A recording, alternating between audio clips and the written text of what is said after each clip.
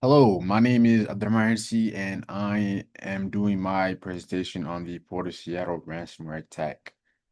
I chose to do my presentation on this because this attack highlights the importance of data and network security. Some background on this attack: it took place August 2024 in Seattle. The Port of Seattle is the government agency that the Port of Seattle is the government agency that is responsible for the Seattle-Tacoma International Airport and the Seattle Seaport. The systems controlling. So in August 2024, a cyber attack disrupted crucial transportation operations on the Port of Seattle. Systems controlling cargo handling, flight scheduling, and passenger services were compromised, leading to widespread delay and operational chaos. It was later discovered in April 2025 that the personal data of 90,000 people was also stolen. Data that included names, dates of birth, social security numbers, driver's licenses, and other government information was stolen. It should be known that the Port of Seattle was able to limit the damage of the attack so that it did not affect the ability for passengers to fly in and out of the airport safely. Cybersecurity experts believe the attackers used a combination of ransomware and advanced persistent threats (APTs) to gain access to both the port and the airport.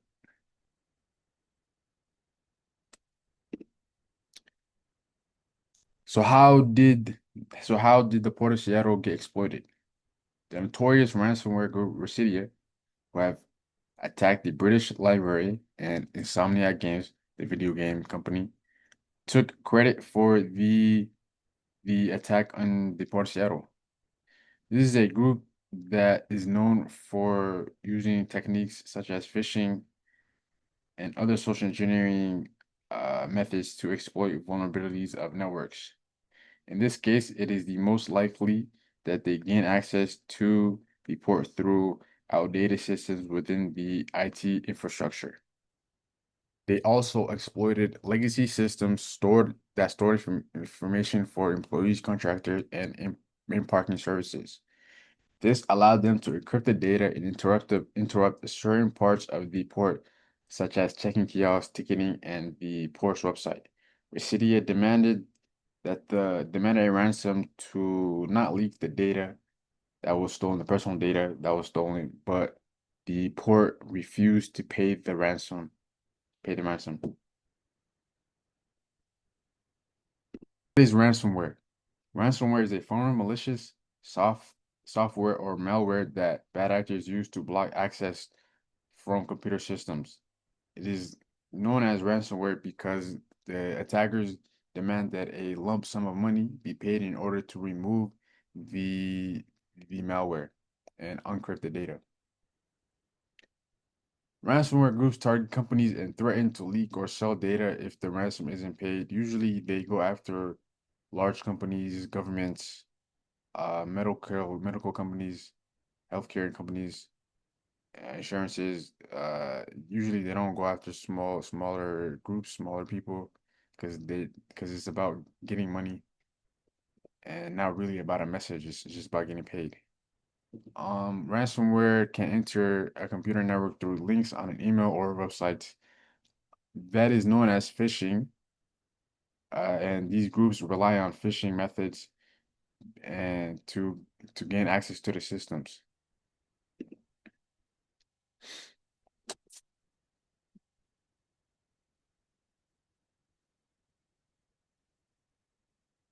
Phishing is the most common form of social engineering that attackers use. Attackers deceive people into revealing sensitive information or installing viruses and malware into their companies through links and files. Phishing is the most common form of social engineering that attackers use. Attackers deceive people into revealing sensitive information or installing viruses and malware into their computers. They do this by sending fraudulent emails that look at first glance from a reputable source. These emails contain links or attachment files that the user will unknowingly click thinking it is a reputable source, and then it will lead them to websites that will then drain the information and gain access to their systems. This is only one form of phishing. Email phishing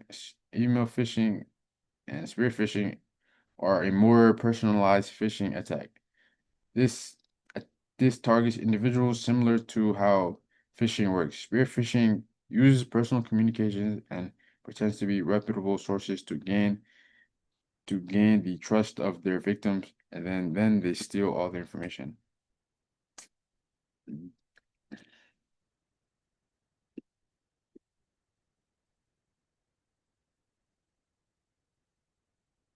The Open System Interconnection Model, otherwise known as the OSI model, is a framework that standardizes the communication for computer networks.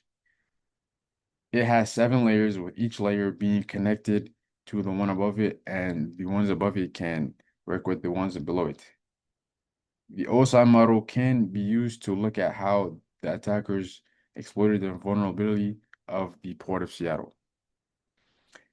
The application layer, which is the most visible of all the 7 layers because it is how the data interacts with the user interface, and it is how the data interacts with the user interface.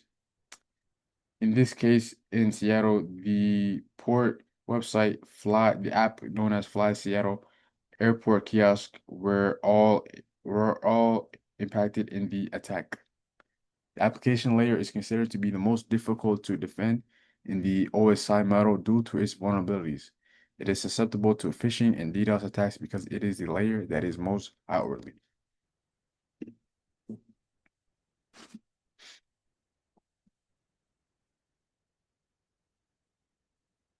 How to how to defend against ransomware. One of the most important things to do is to educate users on the dangers of phishing scams.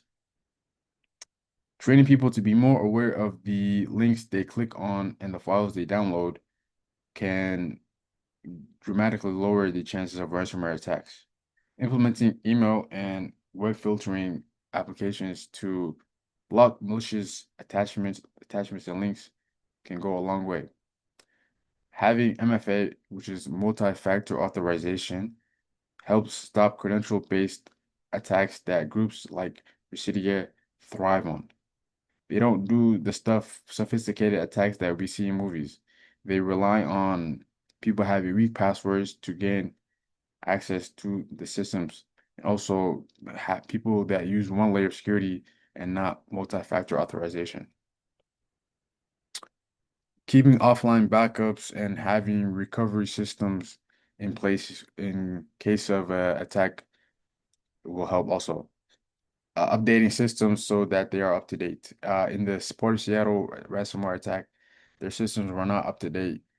The systems that held the personal information of the 90,000 people were not up to date, and that got exploited, and that data got stolen and was threatened to be leaked just because the Port of Seattle did not update it. They used old systems and thought that it would not be able to get hacked.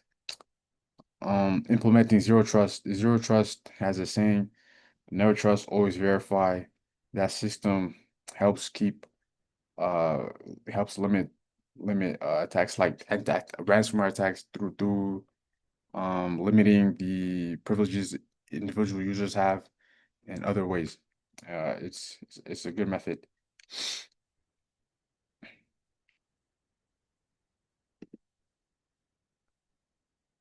In conclusion, the ransomware attack against the Port of Seattle highlights the importance of having strong security measures in place. It is important to have multiple systems in place, such as MFA and Zero Trust, to prevent these ransomware attacks.